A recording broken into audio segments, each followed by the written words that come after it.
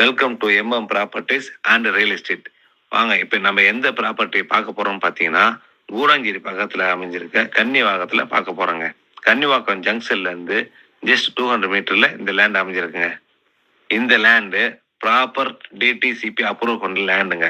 இந்த இடத்தோட டீட்டெயில்னு பார்த்தீங்கன்னா 30க்கு 60 நார்த் ஃபேஸிங் கொண்ட பிளாட்டுங்க. இந்த இடத்துக்கு லோனு ரொம்ப ஈஸியாக கிடைக்குங்க. லோனை நாங்களே உங்களுக்கு அரேஞ்ச் பண்ணி தரோங்க.